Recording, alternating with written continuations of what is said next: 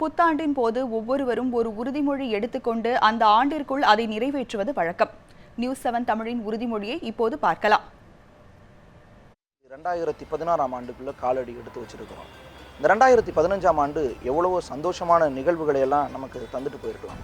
ஆனால் இந்த வருஷத்தோட கடைசி ஒரு பெரிய மழையும் வெள்ளமும் சோகத்தை தான் நிறைய பேர்த்துக்கு தந்துருச்சு. பல நூறு பேர் இறந்துட்டாங்க. ஆயிரக்கணக்கான குடும்பங்கள் இந்த வெள்ளத்தில் தத்தளித்து தங்களோட வாழ்நாள் சொத்துக்களை எல்லாம் இழந்துட்டாங்க.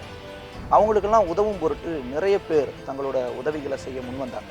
நியூஸ்7 தமிழினுடைய எங்கள் உறுப்பினர்கள் இரவும் பகலும் பாராமல் அன்பு பாலத்தை உருவாக்கி நிவாரணப் பொருட்களை கொண்டு வந்து சேர்க்கணும்னு நினச்சவங்கள்ட்ட இருந்தெல்லாம் நிவாரணப் பொருட்களை வாங்கி அதை பாதிக்கப்பட்ட மக்களுக்கெல்லாம் கொண்டு போய் சேர்த்துட்டு இருந்தாங்க.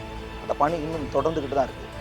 2016லும் கடைசி ஒரு குடும்பத்திற்கு அந்த நிவாரண உதவிகள் கொண்டு போய் சேர்க்கிற வரைக்கும் அது தொடரும்.